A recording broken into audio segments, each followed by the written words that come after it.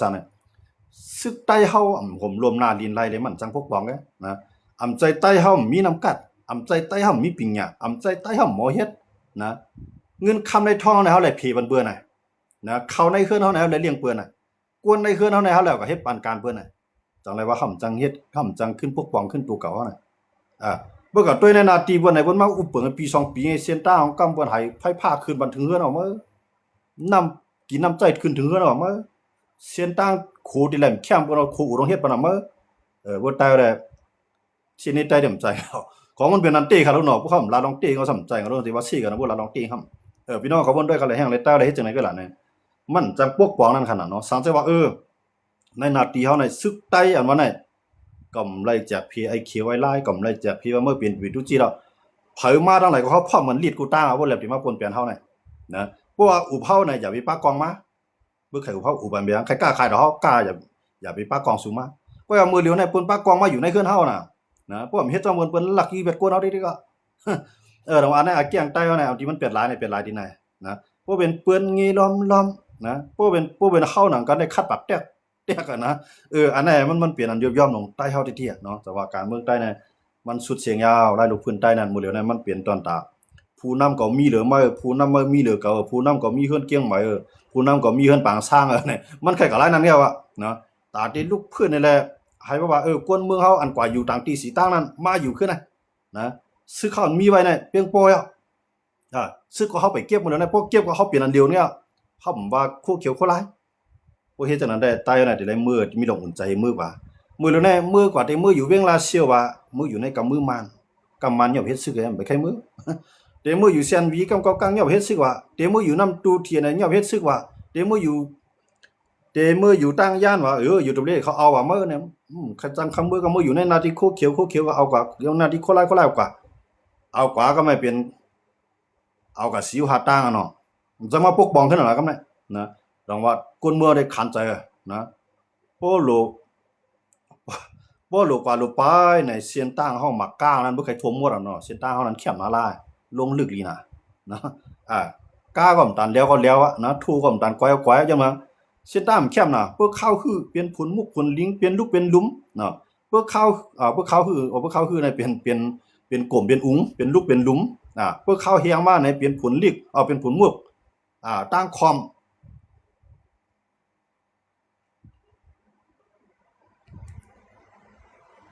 พวกปองก้นเมืองนี่ก็คานก้นหวานเฮาดิสู่กับจอนตั้งทั้งแน่สู่กับดีตั้งทั้งแน่สู่กับล่างห้องทั้งแน่สู่กับคุดตั้งทั้งแน่เนี่ยก้นหวานก้นเมืองได้เสียมปอกบ่เคยเสียมบ่เคยปอกกันเนาะเสียมไหมบ่เคยเป็นเสียมปอกไว้แล้วนะผ้าไหมเคยเห็นผ้ายอกไว้แล้วกลุ่มก็เฮ็ดบันการที่ว่ามันเตี้ยๆในพวกก้นใจหยันปิงหยาให้มีหลองผมรวมเฮ็ดในเอาก้นในหวานในคานกับปากตั้งยาวน้ำแหนมตันโลดเบโคในกับคุด2ชั่วโมงนะผมยาวนำดันรวดแบคโค2ชั่วโมงกวนเอากับปากนะสังเกตว่าเอากวนเฮาปากก้อในก็เหตุการณ์1ก้อนอะไรมาวันหาเฮงแปลว่าวันหมื่นกันอะไรมาวันหาเฮงก็ไรเงินกับกะหือเอาเงินนั่นก็จ้างรถแบคโคมาทั่วมาไถในแคมหรือนั่นไว้หรือนั่นกว้างหรือนั่นขุดไหลกว่าไกลหรือนั่นแท้ต้องใต้เฮาวนจังนั้นวนนะคานกวนวันทั้งวันแถมดิ้งที่ก็เฮ็ดให้แถมที่ก็เฮ็ดนาแถมที่ก็กล้าก็ขายไหลห่อเข้าวันใส่เปี้ยมใส่ถุงข้างกลางมาเนี่ยผ่าตีนก็มากๆเสียมปอกอันนี้ก้อนอันผ้ายอกอันนี้ใส่เปียมาขวางมันเข้าวันใส่ทงใส่ท้องแทงไงกว่าทั้งวันอ่ะเฮ็ดตั้งเนี่ยกว่าตีตั้งเนี่ยก็ผ่าตีนก็มากกว่าสังเกตว่าเอากวนวาน4-50ก้อนนั่นอย่าเบี้ยวกับตีตั้งเอากับเหตุการณ์อะไรเงินมา1ก้อนใน10,000ในกันนะว่าเนาะ1ก้อน10,000 10ก้อนก็100,000ปากก้อนก็ได้1ล้านเอาเงิน1ล้านนั่นก็จ้างรถเบคโคทั่วบันวันแคบๆมาสัก 2-3 วันยาวมั่วดอกเจอกำว่าคานก้นหวานว่าคานก้นหวานอันนั้นน่ะอาแกงใต้มันไปคิดมันไปมันไปตั้นเปิ้นนะกำในทางลองนึงที่มันหัดเอารถแบคโคมาทุ่มมาไถนี่ก็เพื่อหันมาเนี่ยกูมันมาซิมเนี่ยกูมันมาเอาเนี่ยกูจุ่มนั้นมายืดเนี่ยย้อนว่าซั่นมีซึกโหมรวมปันน่ะเนาะจังไรว่ากวนในเมืองใต้ในนำหนักแล้วกวนมีรถทัวร์ในนำหนักหมดแล้วกวนรถแท็กเตอร์ในนำหนักเนาะกวนมีรถแบคโคอันขุดดินในก็นำหนักไว้ก็แห่งเลยตึกใจผ้าตีมักไทยตึกใจ ผ้าตีตึกใจเสียมปอกตึกใจผ้ายอกของไผของมันล่ะเนี่ยย้อนปืนออกมันใครว่าเฮามาปกป้องคนเมืองไถแค่พังต่างลงในโซเชียลมีเดียปกป้องคนเมืองกว่าต้วยจุ่มไหลก็มันนั่นน่ะใต้เฮาเพื่อข้าวเฮ็ดให้เฮ็ดสวนก็โจ้ยังซึกมันเข้ากะแถมที่เด็กก็เอาลวดปาดเข้าปาดเอาสร้างวันน่ะเฮ็ดเอาซื้อเข้าในกว่าเตียงเข้ากำริม2ริมกำริม2ริมกับปาดเข้าเขี้ยวก็มากๆนะเพื่อเข้าปาดเข้ามาก็เพื่อเข้าปอดหัวหน้ามาก็ควันข่อยก่อนอันซ่องเข้าในส่วนถั่วเน่านะเข้างามาก็เข้าอันนั้นใต้ปกป้องควาใต้เนี่ยมันเทิงน่ะมันตั้นกินเบิ่นยันว่าเนี่ยซื้อเข้าในตอนน่ะซ้างเนี่ยตาได้ขมลมมันก้นมือเฮาอยู่ก็ตีๆอยู่กูตีกูตั้งเนี่ยมาอยู่ในนาทีใต้เอาแลปกป้องมันแลนะเสียนตั้งแคมมันแลไฟฟ้าเฮ็ดปันแลน้ำผายตาเลี้ยงให้เลี้ยงนาเฮ็ดปันแลบ่เป็นจังนั้นใต้เฮาเนี่ยอยู่ที่ใดก่อนกันเมื่อมีหงหลอมลงเฮ็ดซึกก็มาโกใต้เนี่ยนะต่อมสังดังไข่ก็ย้อนเฮ็ดกล้วยแล้วนะอันใต้กูเฮ็ดซึกในปีตุจิตก็กวายตาแข้งเอาตั้งปีตั้งเดือนน่ะนะต้มมีสังมา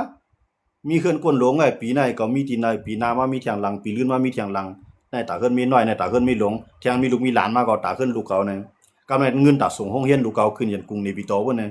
ปีตุจิตก็ใส่ลอกลายนั่นให้เข้าไปพกกินแท้งนะ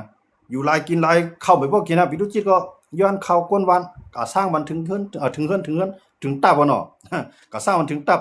พอมีโทแล้วโทกว่าพอมีกาก็มันหนามันนะเอากว่าได้ต่างก็บกป้องซังลูกเขาก็มาก็เฮียนมาที่นั่นว่าก็เฮียนมาที่นั่นว่าเนี่ยมาจามจี้จีแม่พักกองป้อนเขาปล่อยเขาล่าแม่กว่ารถขี่ก้านลงมาก็มีคนหอบหน้าหอบหลังกังจองบันแท้อันใดภาวะใต้อันใดลูกพื้นใต้เฮาเนี่ยมันจุ่มเอาจอมซี่ไหนนะที่ว่ามันขึ้นเปิ้นเนี่ยมือเหลือในพวกเขาด้วยในนาทีกกลางใต้ในบ่ได้ยายเขานะพวกเขาด้วยในนาทีว่าแค่หนานะยายเขาพวกเขามาด้วยในนาทีใต้เนี่ยตึกสุดผุนมุกพูดพาได้ลูกว่าเนาะนะซื้อขานเฮาจังได๋ก็กะด้วยห้องยาอันใต้เฮาดูยากันแน่ตึกไข้เลือดแง่ได้หมดเดียวไปมีห้องยาอันจื้อๆใจๆก็ไปมีในใต้เฮากูจุ่มๆเหมือนกันหมดยันว่าไงเพราะว่าลูกเฮ็ดจ้องได้เสียเฮงเสียนั่นน่ะเฮ็ดไรเพราะตาเฮ็ดห้องเฮียนว่าตาที่เฮ็ดห้องยาว่าเนี่ยมีกาเฮ็ดมันสุกวนซื้อเขาอยู่ดีกินหวานมาเนี่ยก็บางก้อยต้องเจ็บบ่ผ่าตัดเอาเรียใส่กิ่งว่าลูกผ่าตัดได้เรียปัญญาพาราเนี่ยหายก็หายก็ตายมี2มิ้วกันมื้อย้อนบ่จังได๋นาที่เปิ้นขึ้นใหญ่นะจังมื้อช้านี่เปิ้นเฮ็ดซึกเปิ้นก็ไล่เงิน24ชั่วโมงเนาะขวานก้นเมืองก็เปิ้นไล่ย้อนบ่ก้นเมืองนี่เพราะมันกัดเย็นในเปิ้นก่อนกันอยู่นำเขาเนาะเพิ่นก้นอยู่นำก็ขวานก็เลยนำเขาเนาะเพิ่นก้นอยู่นำก้นกล้าก้นขายก็นำเขาน่ะเพิ่นมีก้นอยู่นำในก้นจ่ายก้นกินก็นำเขาน่ะไล่ละลายเพิ่นมีก้นนำเพิ่นมีก้นนำได้หมดด้วยเขาแหละนะดังเกซีว่าได้ในจังเบิ่งกึ่งว่าจังได๋วันนอกหน้าปางน่ะยินเสียงหิงวูหิงกว้ายแค่นั้นบ่เหลียวใครมีก้นจิ๋วนะเพิ่นมาจอมแคบเวียมมาจอมในเวียมใครหาเอาก้นอันก้นเมืองน่ะเพื่อกว่าหลีก้นวันนอกหน้าปางก็ไผแรงเวียงไอ้ทั้งไผของมันเหตุการณ์ก็คือจังคือกราบซังย้อนบ่หังย้อนเบิ่ลอหุ่มรวมห้อมมีรองทาห้ามมีกึดกวนเฒ่าในพักแป้มเขาลอยก็ก้นหนุ่มในซ่องเมืองทีเดียวย้อนบ่หังย้อนเบิ่ตับซื้อเขานั้นลืมกินกุ้งหำหูกุ้งนะเฮ็ดขุนเหนือก้นเมืองตัวเก่าก้อยกามบ่เฮ็ดขุนเหนือวันเมืองเฮาอันนั้นน่ะใต้เฮาค่ะมันมาซุ่มกินน่ะดังว่าเฮามาด้วยเนี่ยอันนั้นได้เสียใต้ใจพวกยุ่งข้าวมื้อหลีด้วยกูติๆแล้วในนาทีใต้เฮานะเฮ็ดจิว่าเอาง้ำเย็นครับเอาง้ำเย็นเหมือนปืนกูจุ่มนั่นแหละเพิ่นก็ง้ำเย็นเขาก็ง้ำเย็นแต่ว่าห่ำแล้วง้ำเย็นนะเฮาห่ำตั้งให้พวกปองนั่นจะเอาง้ำเย็นมาในครึ่งหน้าก็รู้ตัวมีสังขารนะจังได๋ว่าเพิ่นได้เพิ่นมาอยู่ว่ามานมาอยู่ขึ้นในเพิ่นโจมมาหมดแล้วในเมืองใต้กูติๆในจีเวียงเมืองใต้กูติๆในเพราะมานเขามากุมกำในเวียงในว่าเนี่ยคนเมืองในโจมมาหมดแล้วย้อนบ่ซังเพิ่นมากุมกำมาในมานนั่นมาว่าหลายๆเขารู้นะ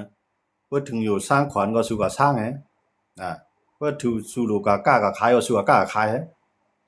มันน่ะสนใจสังหลายก็ไหนบ่มีสึกได้อยู่แท้ค้านกันก็ตีตั้งค้านกันก็ล้างห้องค้านกันก็ขุดตั้งค้านกันไปวันค้านกันเฮ็ดหมู่ท่ามค้านกันโตเข้าสงน้ำใจเอาเฮ็ดคุณนะดังว่าจังได๋บอกว่าคนเมืองในวันนอกใครปายเขาอยู่ในเวียงเพื่อปายอยู่ในเวียงเตๆซ้ํมีดีเฮ็ดกิน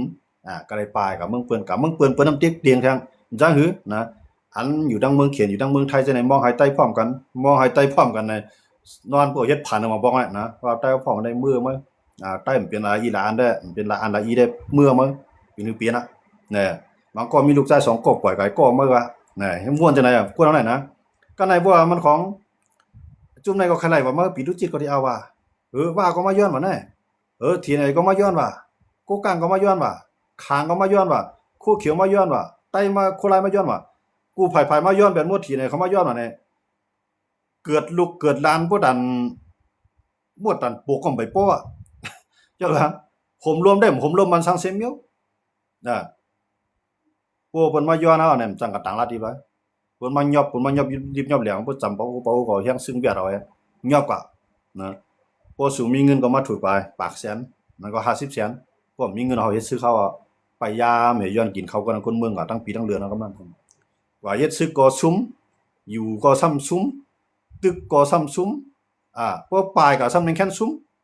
เดี๋ยวจึงก็กำนันนะก็ข้าวหันมันก็ใต้คนมีปัญญาใต้มันก็ใต้น่ะมีโรงเรียนกันเนาะใต้ในกลุ่มปลายก็หลงเปิ้นได้เปิ้นมีกินกับวันต่อวันบ่นั่งอยู่ไรใต้เฮาได้มีไว้ตาลงนาเรือน2เรือนก็จะมาอยู่ไรในใต้ในยามเมอ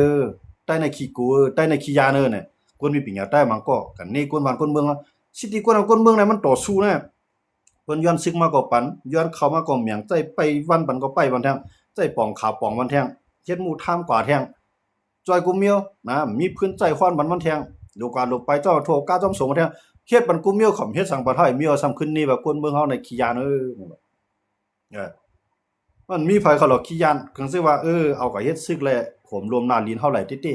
ๆป่าไม้เฮาอย่าปันเปิ้นมาย่าคู่ของใต้ลิ้นเฮาอย่าเปิ้นมาขุดพอไหลมือย่าก็ย่าให้เป็นของเฮาเอากับโตกับไข่ก็ขึ้นมาปกป้องกันก้นในอึ่งในวานพองเสียนตังถ้าว่ามันเป็นควันกิจก็เลยใส่มากินหมักซ้ายก็ยังหลีปกป้องกันครูเฮาอันบ่สันอยู่กับพวกโทกาขึ้นมาเหนือน่ะใครมันเป็นเสาอุดเสาปูนอย่างเบิ่นแหดูเฮ็ดน่ะสมาเฮ็ดซื้อของนำวันนำสมาใครจอยก้นเมืองแน่เอาเขี้ยนปันก้นซื้อก็มากๆเอาผ้าตีนปันก้นซื้อเขาก็มากๆมันนึกจอยได้สังกะหือนั่นน่ะบ่สู่โหมรวมมันก้นเมืองป้ายออกว่านออกเมืองน่ะสู่มาลัยใจซึกสู่กับปาดเข้าสู่มาลัยใจซึกสู่กับซ่อมนาสู่มาลัยใจซึกสู่กวาดตอกเขตตอกพื้นบันก้นนั้นก้นเมืองหรอนะสังเกตว่าสู่โหมรวมมันย้อนเบอร์ผมรวมมันซ้ำผมรวมมากับนั่นมีคนเมืองมั้ยคนกินจ้างกินงาก็มีคนเอาวันนั้นก็ใครหายาบ่กับนั่นที่กะหลายกะไหลซื้อเขากะไหลลงหน้าน่ะมื้อนี้บางวันให้มุนเจ้าไหลซ้อมหน้ามื้อนี้เจ้าสั่งมุนจ้างบ่เลี้ยงเลียดเสียงในตรงหน้าอันกันซ้อมหน้าผมซ้อมบ่นะคนเมืองในไปออกมีไผปกป้องมีไผต้วยถึมมีไผผมรวมลำลองที่สุดผมรวมพาเนาะผมรวมมีผมรวมมีก็ยุ่มไรเขาเนาะนะคนเอาคาในอาสางนั้นมันลำลองขนาดเนาะมันเกิดมา1จานมันตาย1จานในสิตาก็มือมันไปตายนั้นมันก็ใครพังใครสร้างพ่อสัตว์ป่ามันใครต้วยถึงลูกหลานนางมีใครต้วยถึงนาเฮือนตายเย่ใครต้วยถึงลูกถึงหลานมันน่ะเนาะน้องว่ามือเขามีอาสาใครใจหนูปกป้องมันเขาให้เขาจังพี่จื้อพี่คือเขาลีเลียจื้อคือตายเฮานั่นนะก็ต้วยในนาตีวันในเปิ้นหายว่ากวนเอากับหมดเอาเลยน่ะเนาะเสียนตั้งเฮาเลยก่อนรถเลี้ยวๆในมีดีแล้วหมดแล้วป้วนออกวานมาอีดอนก็จุ่มในมาตั้งกี้ก็ว่า7ไต7นี้7ขี้7เยี่ยวขี้เดิม7เอา7เยี่ยวนะก็มาสุยามาก็มากายาลามาสุจังได๋สุเปลี่ยนใจจุ่มนั้นเยี่ยวเปลี่ยนใจจุ่มนั้นเยี่ยวนะ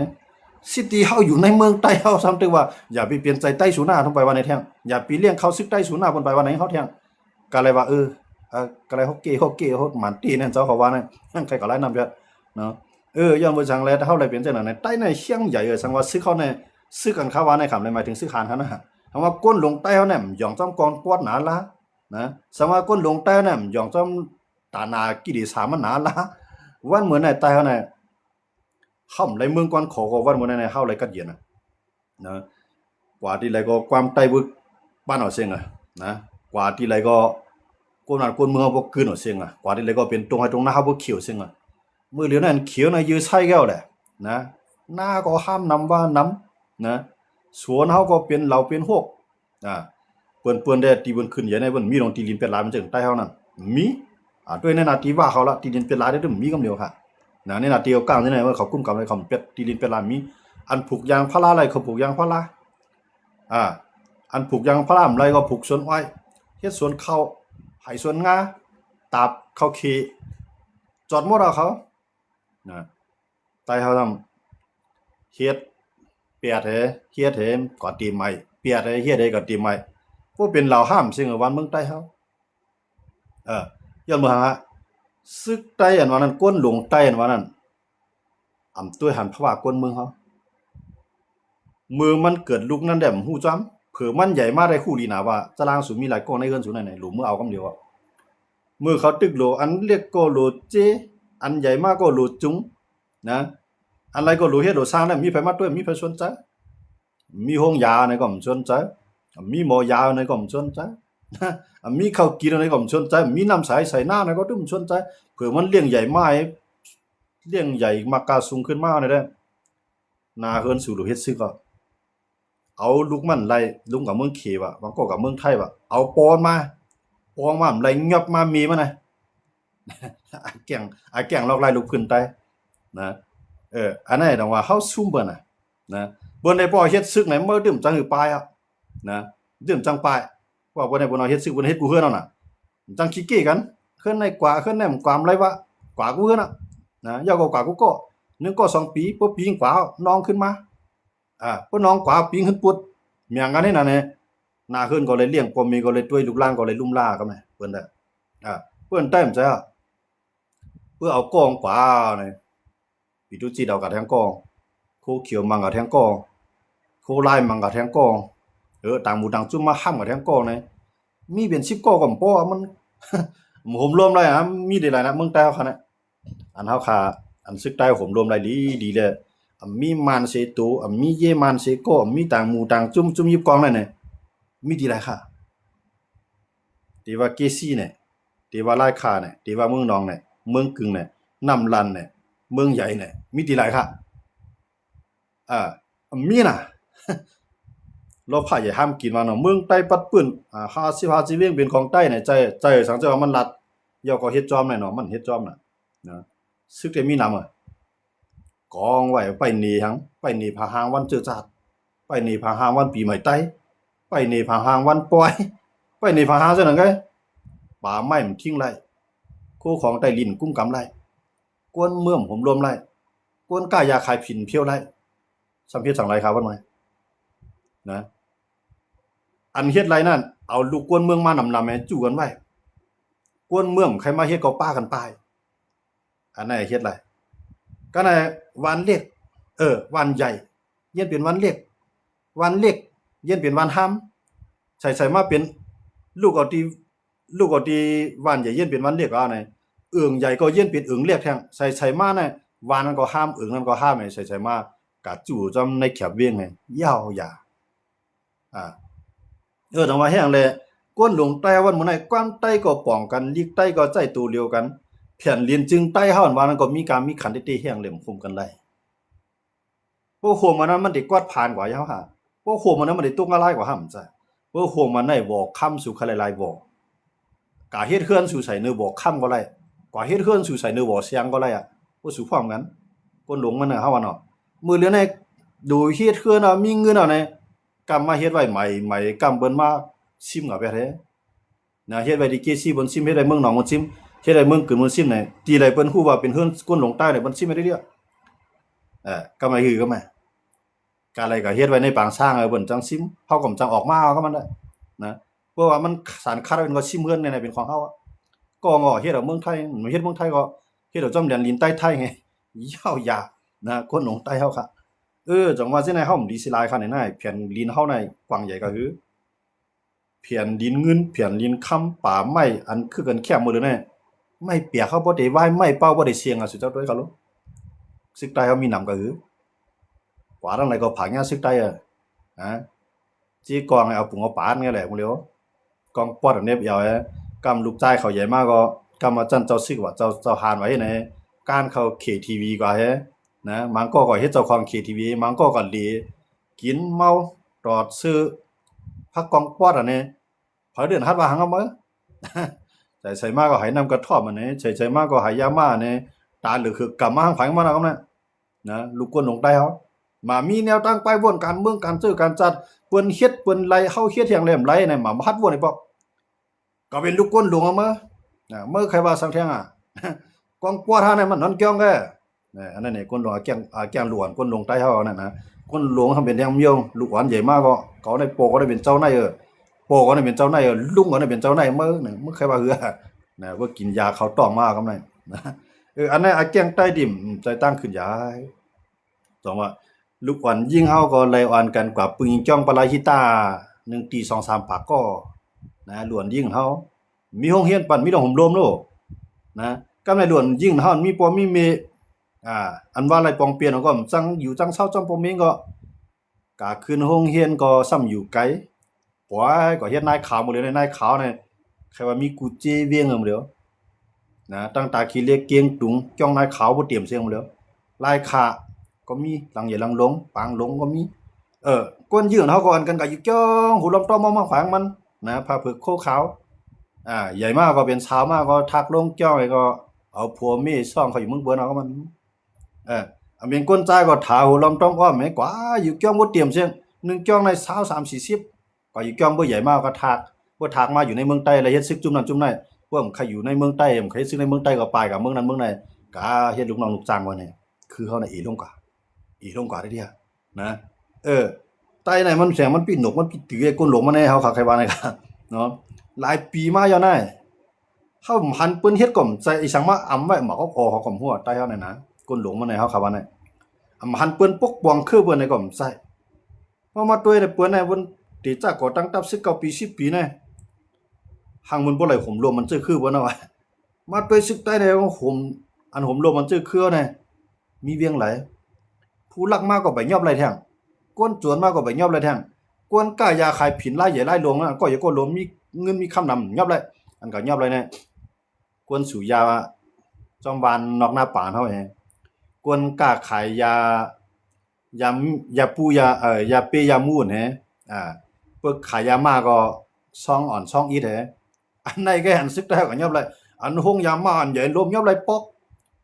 อันห้องยาลำห้องใหญ่ห้องลมยอบไรเพื่อมันมาได้ยอบเลยนะกำเมืองยอบตีเวียงใหญ่เมืองใหญ่ว่ะกำมายอบตีน้ำลันว่ะกำมาหายตีเมืองกึ่งว่ะที่ไหนพวกมันก็ยอบไปยอบพงใหญ่พงลงอ่ะสิจะได้อ่ะซึกเต้าจอดกูตีจ้องไม่จ้องร้อยนะมันยอบแหล่บนได้ฮัลโหลกวนหวานกำกันยอบกวนหวานไม่กินก็กินนะสู้ก็สู้เมื่อยี่ไว้ก็ได้ไถเจ้าพังพวกมั่มหับขามเมื่อตัวก่อนอยู่เนื้อไม้เนี่ยมัดมือกวนห้อยเพียนปีกไว้ควายไม้ไว้พวกมันย่อมภาพได้เมื่อตัวก่อนอยู่ตั้งเหนือเมื่อดิบินนั่นก็ก็เลยย่อมภาพไว้ก็ยับเจ้ายามาเนี่ยมาปล่อยตัวคอกแต่ตัวดันตาเนี่ยก็ส่งออกเมื่อก็มันได้เอาเฮ็ดซึกญาตามซึกเทียมดีๆหักจื้อหักคือมันนี่จ้าล่ะมันเลยกินนี่ว่ามันกินยามันเลยขายนี่ว่ามันขายยามันย่อมันตัวคอกไอ้ 2-3 เดือนก็เอามันก็เฮ็ดซึกไปแท้ก็มันก็ในเพิ่นมันเปิ้นมีเคลื่อนมีเยอยู่ในเงาจุ่มมันเปิ้นอยู่ในตับนะครับเพิ่นว่าเขาจะได้ขี้ยากันนะเพิ่นยกมาไม่ซื้อนะไปถังเล็กซื้อเขาแทงให้เขานะอันจะได้ก้นหลวงเขาบังกอบไปเนี่ยมันจะนะครับนะจังหวะอันจะได้มันเปลี่ยนแก่งตั้งยามตายเอาขามันคือเปิ้นละการเมืองเปิ้นตึกกันเปิ้นบ่กึดเข้าไปแล้วเฮาตึกกันให้เฮาขึ้นกึดกว่าเปิ้นไปแล้วมาตึกเขาเข้าไปแล้วก็ตึกเปิ้นนะเฮากันตึกกันก็ตายก่อนนำไปก่อนนำไปก็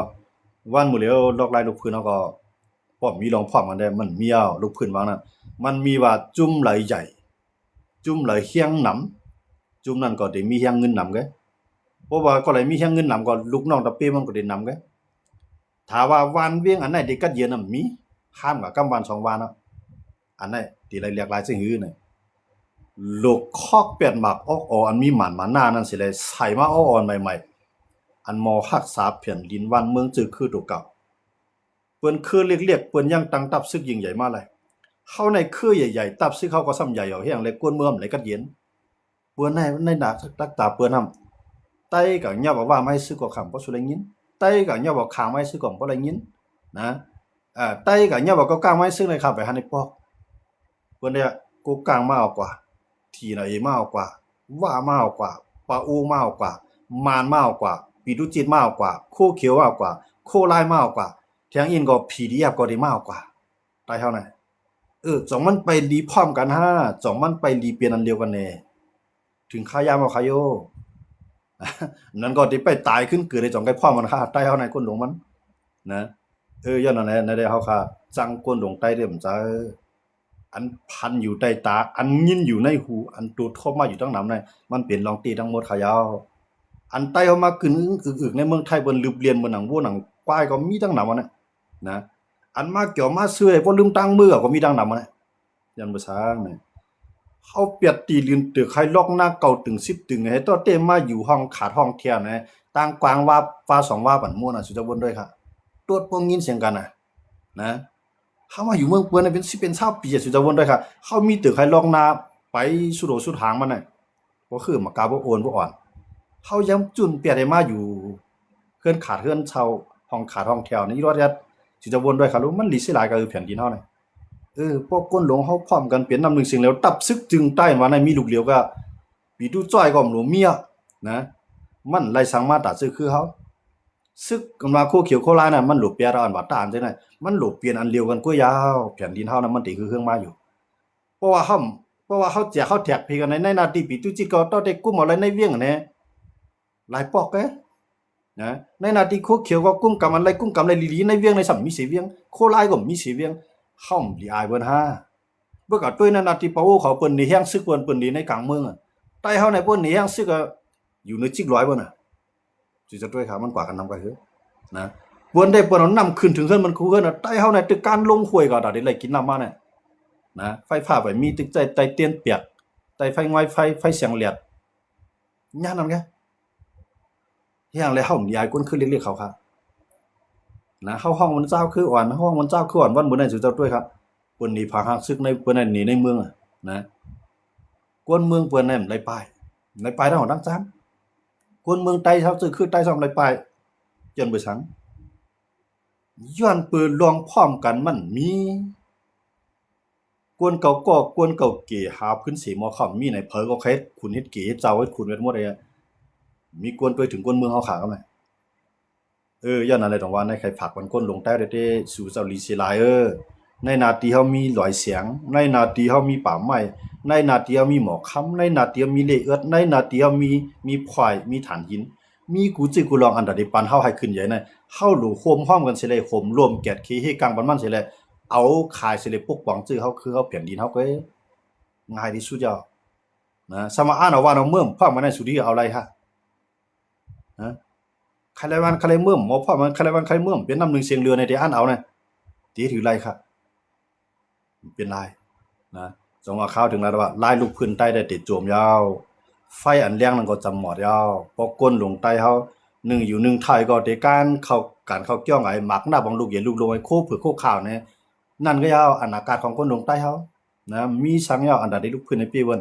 นะมีลูกล่างไว้ได้เลยจามให้ก็ทั้งยินก็งอตาความเขก็งอตาความไทยยาวๆลูกล่างเขาก็จังพวกของนึกๆจื้อจ้าแล้วค่ะเพราะว่าเป็นอันเลียวในสุจวนเนาะปีดูจิตมีหลายเคียงก็มาคอนแฮงกันโคเขียวโคลามีหลายหมื่นเอามาคอนแฮงกันเปิ้นบ่าแฮงซึกเปิ้น30,000เปิ้นใหญ่หนายาวพวกเฮามีเป็นแสนเนาะจังเฮาได้เฮ็ดหลายซึกใต้น่ะเฮ็ดเป็นแสนหลายนะแฮงซึกใต้แสนน่ะค่าอยู่ยาว่าพอซึกใต้เป็นอันเลียวน่ะข้าวดัง1ปีก็หลายว่าแฮงซึก1แสนนะพวกเฮามีแสนน่ะเฮาได้กับกูไผค่ะมานมามันมี4แสนน่ะมันหลมมัง7เรื่อง7เมืองเฮาโลมันหมังมาในเมืองใต้แสนน่ะใต้เฮามีไว้แสนเฮากูทั้งมันน่ะวันมื้อในซึกใต้ได้มีอยู่มันพอมันได้มันมีเชียงกันน่ะพวกโคไลตึกโคเขียวกึดพวกโคเขียวตึกโคไลกึดกำไรปีตุจิได้กึดให้นั่นเดียวมันน่ะนะเพราะว่าหลุดเพราะมานหลุดตึกจุ่มไหลก็มานลักปีตุจิต้องขึ้นน่ะมังใต้ให้กำมังโคไลกำกับมังโคเขียวนั่นก็ขึ้นมาโคมเปลี่ยนอันเดียวไอ้เนี่ยก็มีนะเพื่อมันบีบตั้งกูก็จังกลางไหลก็ขึ้นมาโคมมันเนี่ยเพื่อเอาไหลเลี้ยวขึ้นผ่านกันเนี่ยอันนั้นอาเกียงก้นลงใต้น่ะหลีเปียดยาวมันหลีอิ่มมือจานจางยาวนะอันเปลี่ยนคุณเปลี่ยนเจ้าป่าเจ้าคุยเจ้าลอยนั่นหลีเรียกลายยาวนะอันนั้นได้ใครฝากวันก้นโหนติครับเนาะบางก็ได้แล้วเรามาอยู่เมืองไทยลาได้ง่ายเนี่ยชูเจ้าอยู่ในตับให้มีลุงเราตะเป้โหมือในเฮ็ดนั่นแค่ง่ายกะนะลูกกินข้าวสุย่ำลูกก็หาวกวนเปิ้นบ่เฮ็ดเลี้ยงอ่ะลูกกินผักก็มาเลยว่าเกิงเจิ้มเกิงจ้าเปิ้นจิ้มไว้ดีๆปานว่าสุกินอ่ะนะโลซักเสือร้อยโคลุงเราตะเป้หอมหน้าหอมหลังนะลูกกว่ากูมันยืดตายก็เลยว่าซึกสู่พุทธขอไปหมดอ่ะกูพาย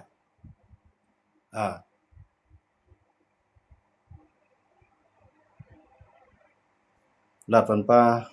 พองพี่ในมันเตียกคอมเมนต์ไล่เปื้อน นั่นได้มันอยู่ที่ตั้งวนตั้งเก็บกันครับมันจังว่ากันครับเนาะเจอมาก็เฮาคาใครผักไว้เนาะกวนลงใต้เฮาเนาะดีป่องใส่เฮาครับเนาะกวนลูกหลานใต้เฮาน่ะติเย็นหมดแล้วอันปลายก็ดีปลายหมดแล้วอันตึกกึดหรือก็มันได้ชิมเอาหมดแล้วเนี่ยให้ชื่อเจ้าป่องใส่ไว้เนาะอย่าไปเฮ็ดซึกใต้เสคำอยู่ในถึงในป่าได้ดิครับเนาะอันนี้ก็ใครผักไว้นี่นำครับจึงก็วันมื้อนี้ก็ยินจมขอบใจนำพี่น้องเขากูก็กูเจ้าที่เข้ามาปัญญากันในวันมื้อนี้ครับเนาะเฮาด้วยเงารายการเมืองเฮาคานั้นลายลุกพื้นออกมาได้มันก็อยู่กะอ้วนอ่อนลงกะมันจะว่าแข็งแข็งขึ้นมาครับเนาะจนมื้อสังหลานกูบอกได้มันมีตับซิกป่นหลายจุ่มก้อยกำบ่ได้กูบ่มีกวนหนึ่งคือก็มันมีตับซิกหนึ่งจุ่มยาวมันนำมายาวกำในเปิ้นใครได้สั่งในเมืองใต้นี่เปิ้นเต็มมาย้อนใต้เปิ้นได้ก็คมมานเสเอาย้อนมานเสเอามานปันก็ลิมปันก็ลีเขาดึงได้ก็คมมานเสเอาไว้อย่างนั้นแหละ อันเฮาว่าเขาตึกกันดังมาเนอในเขาตึกเขาตาไล่ตอนตาเขาคั่นน่ะวันมื้อนี้เขาไล่ว่าเขาลูกใต้เฮาตาได้ไล่มาขึ้นได้หยาเบิ่พร้อมกันใต้ในมันลูกพร้อมกันเป็นอันเดียวสิแลหลายเจ้าคือเข้าไปพร้อมเป็นสังพอใต้พร้อมกันได้สิ่งมาก็เฮาตื่นเปลี่ยนอันมีเฮียงหรือเขาอยู่ป้อนั้นพร้อมกันป้อนั้นป่องใส่ป้อนั้นโฮมกันได้ใต้อันว่านั้นมันได้กึดจื้อในทางอีนะเฮาได้ไล่อ่านเอาในเป้าเฮาเหมือนจังนั้นปานฟูคุหมอลิกใต้เขากูบอกแล้วเนาะมันได้ไล่อ่านด้วยในปั๊มแล้วว่าพื้นใต้วันมื้อหน้ามา พอเฮากลุ่มเฮ็ดจังไหนกวนหลวงเฮาคั่นเนาะกวนอ่อนเฮาอันก็เฮ็ดอยู่ในเถือนในป่าก็คือน่ะยะอิ่มน่ะยะใครมือเฮือนน่ะยะอันไปกว่าก็จานจังอิ่มมือน่ะยะนะอันนั้นก็ลูกได้ปองใส่ไว้คั่นเนาะปาร์ตีก็อำจ้อยสังใต้ไลติเตปาร์ตีได้มันจ้อยสังใต้ไลว่าในมันก็จะเฮ็ดให้ใต้เอาปลายครับปาร์ตีเนี่ยปาร์ตีน่ะเฮ็ดให้ใต้เอาซุมปาร์ตีน่ะเฮ็ดให้ใต้เอาปลาย ปาร์ตี้เนี่ยมันเฮ็ดให้ใต้เฮาผ่านครับพวกเขาไล่เข้าก็อยู่ในสภาในตีสุดมาในเขายังแล้วลองใต้เฮานั่นก็ลาดในเปิ้นฮู้เขายังไล่มีศูนย์ก็ย้อนไหลมได้ไว้เสียก่อนเขามีศูนย์ก็ลาดก้อยก็ซึกใต้เฮายิบกองกลางเนี่ยมันเฮ็ดให้ช้างในย้อนบ่สร้างย้อนเพิ่มเป็นอันเดียวครับเนาะอันนี้ได้ใครผักขึ้นปั่นก้นหลวงเฮาค่ะติวๆว่าค่ะเนาะเอาครับยินจมขอบใส่น้ำกูก็กูเจ้าที่เขาว่าปัญหากันในค่ำคืนในค่ะเนาะ พอมีติตังมีขายามเฮาขาจ่อยขึ้นมาพบทมยานแท้เบิ่นในเฮาขาลาดลองเมืองใต้เสียมการรถป้าลาดป้าลองเมืองมานต่างวันต่างคำมาบ่มียามตันไหนจ่อยขึ้นลาดลองต่างเมืองในคั่นเนาะเอาค่ะคำคือได้ก็ยินจมขอบใจนำกูเกาะในคั่นเนาะ